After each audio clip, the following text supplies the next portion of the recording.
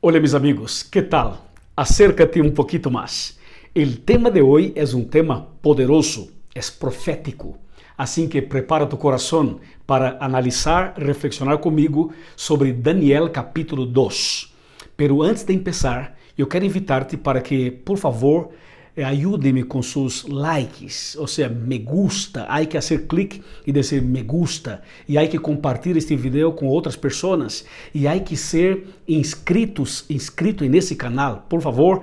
E ajuda-me em la propaganda, em la promoção, para que outras pessoas também recebam este mensagem. Amém? Muitas graças. Bueno, vamos ao texto. Daniel capítulo 2, versículos 44 e 45, que diz: Y en los días de estos reyes, el Dios del cielo levantará un reino que nunca jamás será destruido, ni será entregado a otro pueblo. Desmenuzará y dará fin a todos aquellos reinos, y él permanecerá para siempre. Por eso viste que una piedra fue cortada del monte sin mano alguna, y desmenuzó el hierro, el bronce, la argila, la plata y el oro. El gran Dios ha mostrado al rey lo que ha de suceder en el futuro. El sueño es verdadero y su interpretación es cierta. Muy bien. Ese es un texto que revela la historia de todo el mundo, solo en un capítulo de la Biblia. Escúchame. La Biblia cuenta que el rey Nabucodonosor tenía un plan de dominar el mundo y para hacerlo invitó jóvenes de todo el mundo para ayudarlo a alcanzar su propósito. Y entre los jóvenes estaban Daniel, siervo de Dios. Y un día este rey fue a dormir y cuando acostóse para dormir, el rey tuvo un sueño, pero un sueño diferente y extraño para él. Cuando se despertó en la mañana, sabía que había tenido un sueño, pero había olvidado y no se acordaba cuál era el sueño, tampoco el significado, pero él sabía que era importante, era un sueño muy, pero muy importante. Y para intentar descubrir el sueño y el significado, el rey mandó llamar a sus líderes religiosos, los espiritistas, los hechiceros, los necromantes, los cartomantes, las personas que lidiaban con ese tipo de situación en Babilonia. Y ellos revelaron sus debilidades, no lograron, no sabían, no alcanzaron. O sea, nadie era capaz de explicar, de revelar el sueño y el significado al rey. Y el rey Nabucodonosor quedó enojado, nervioso, y tomó la decisión de matar todos los sabios de Babilonia y todos los líderes religiosos de Babilonia. Y cuando este decreto estaba por cumplirse, uno de los líderes de Babilonia fue hasta Daniel y explicó la situación al Daniel. Y Daniel, siervo de Dios, fue a su cuarto para orar. Oró, buscó al Señor y el Señor de manera impresionante reveló a Daniel el sueño del rey y el significado. Entonces Daniel vino delante del rey para explicar todo esto. Qué momento precioso, qué momento impactante. Y Daniel, usado por Dios, reveló al rey el sueño y dice: rey, usted soñó con una estatua. Y el rey quedó impresionado, realmente fue esto. Y dice, y la estatua tenía 4 partes. La cabeza era de oro. Y la parte central, el pecho y los brazos eran de plata. El vientre era de bronce. Las piernas de hierro. Y los pies de hierro y barro. Y cuando Daniel reveló el sueño, entonces el rey quedó impresionado y dice, realmente Daniel, este fue mi sueño. Y Daniel dice, ahora, en el nombre de Dios, te voy a revelar el significado. Y Dios te manda decir, y ahí empezó a explicar. Y dice, rey, la cabeza de oro representa tu imperio, tu dominio, representa a usted. E o rei quedou feliz, quedou contento. Pero em seguida Daniel disse: só que depois de tu domínio, que não será para sempre, vendrá outro império, outro reino, que vai dominar.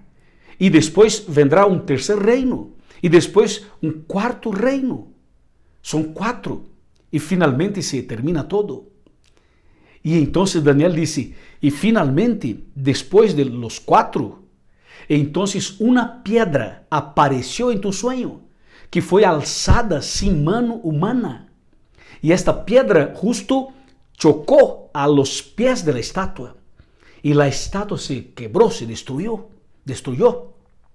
E a pedra cresceu e dominou todo o mundo e alcançou todo o planeta. Assim que Nabucodonosor quedou impressionado, porque disse: impressionante, justo foi este meu sonho. E então Daniel revela detalhe, não? para o rei.